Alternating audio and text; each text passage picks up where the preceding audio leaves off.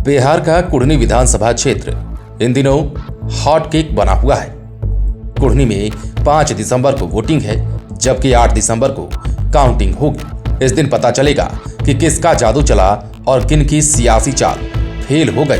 कुढ़नी में महागठबंधन और एनडीए के बीच लड़ाई तो सीधी है, लेकिन इन दोनों की लड़ाई को नया एंगल देने में मुकेश सहनी की पार्टी वीआईपी और असदुद्दीन ओवैसी की पार्टी एआईएमआईएम हर कोशिश में लगी हुई है।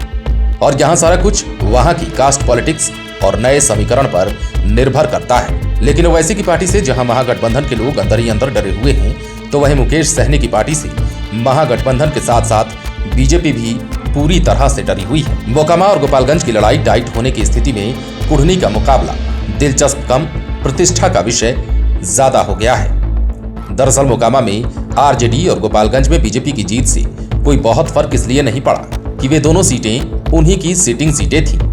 और जहां तक कुढ़नी की बात है तो कुढ़नी आरजेडी की सिटिंग सीट है, लेकिन 2005 में यहां से बीजेपी ने जीत हासिल की थी, जबकि 2010 में इस सीट पर जेडीयू ने अपना परचम लहराया था।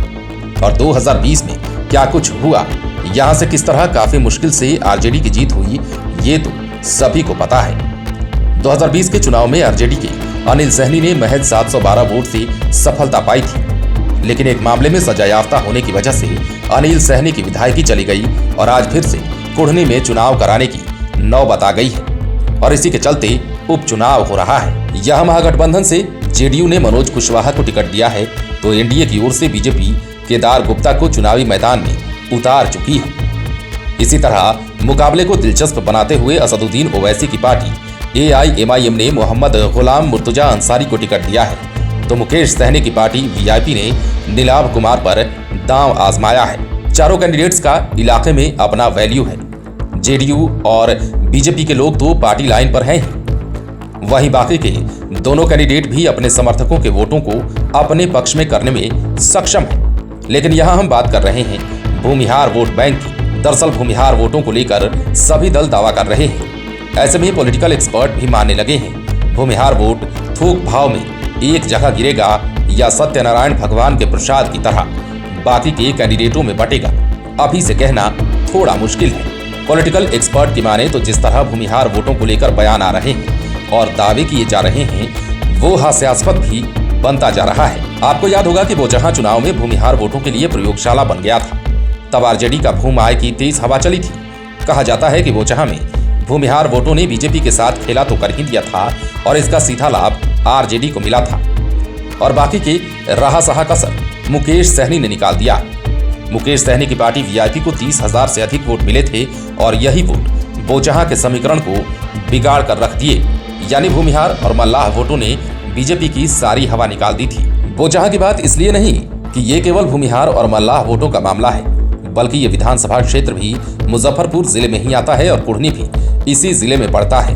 इसलिए बोचहां का सीधा इफेक्ट कुढ़नी में पड़ना तय माना जा रहा है और मुकेश सहनी ने एक नया स्लोगन देकर इलाके में नई हवा भी दे दी है।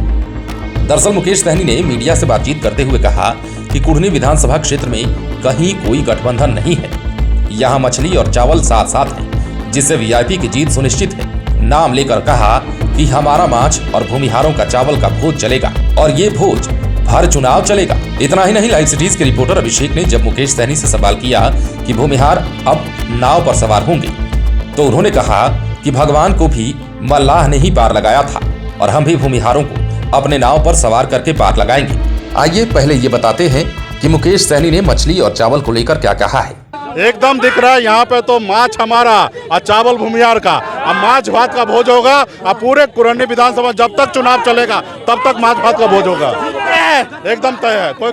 तो आपने सुना कि वीआईपी पार्टी के मुखिया मुकेश सहनी क्या बोल रहे थे, किस तरह बीजेपी पर तंज कस रहे थे।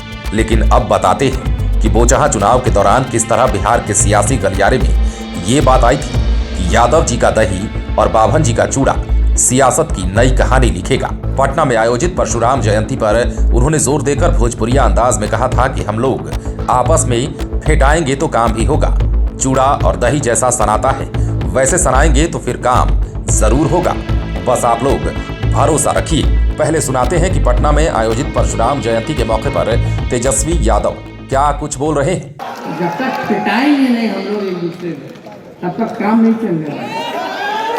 तो पकाने में तो कई राउंड लगेगा, चम्मच से अगर चाय में चीनी डालेगा तो मिलाना है। अभी तो चूड़ा दही तो कई बार सामने पड़ेगा, तो अभी सानने का समय, तो अभी सना था, जब सनाई हो जाएगा तो काम हो जाएगा। तो आप सब लोगों को तहे दिल से बहुत बहुत धन्यवाद। तो आपने सुन लिया कि तेजस्वी यादव पीला गमछा टाइट कर किस तरह परशुराम जयंती में बोल रहे थे और सोशल मीडिया पर भी उनका ये बयान तेजी से उस समय वायरल हुआ था। दरअसल बिहार में ब्राह्मण और भूमिहार ये दो जाति कांग्रेस के परंपरागत वोट बैंक माने जाते थे। बिहार में आजादी के 12 साल के बाद यानी कि 1960 से 1980 तकरीबन 3 दशक तक ब्राह्मण का राज स्थापित रहा था। इस दौरान कई ब्राह्मण नेता उभरकर सामने आए थे। इनमें से कुछ मुख्यमंत्री की कुर्सी पर भी पहुंचे थे, लेकिन इनमें से केवल जगन्नाथ मिश्र को छोड़कर बाकी किसी ने भी ब्राह्मणों की पहचान नहीं दिलाई। भूमिहारों में तो सिर्फ श्री बाबू ही मुख्यमंत्री की कुर्सी पर पहुंचे थे। वे बिहार के पहले मुख्यमंत्री बने थे। उनके बाद आज तक कोई भी मुख्यमंत्री की कुर्सी पर नहीं पहुंचा है। लेकिन 1990 के दशक में मंडल कमंडल की पॉलिटिक्स के दौरान सवर्ण और पिछड़ी जाति में बढ़ चुके समाज के बीच बिहार में लालू यादव की सरकार बनी।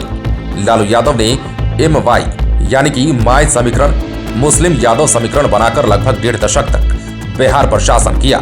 इस दौरान आरजेडी के साथ कांग्रेस जुटी रही। इसमें अपना भविष्य नहीं देखकर भूमिहार और ब्राह्मण बीजेपी की ओर मुड़ गए। बहरहाल आज भी मैक्सिमम सवर्ण वोट बीजेपी की ओर है। बीजेपी की ही वजह से जेडीयू कैंडिडेट को भी ये वोट जाता रहा था। तब जेडीयू और बीजेपी एक साथ थे, लेकिन अब सियासी मौसम बदल चुका है। नीतीश कुमार और तेजस्वी यादव साथ हो गए हैं। पॉलिटिकल एक्सपर्ट भी कहते हैं कि ऐसे में यदि बीजेपी का आधार वोट माने जाने वाले भूमिहार समाज के वोट चावल और चूड़ा के नाम पर बिखर गए तो वे दही और मांस के साथ साथ अपना समीकरण सेट कर लें तो बेशक बीजेपी को टेंशन होना तय है।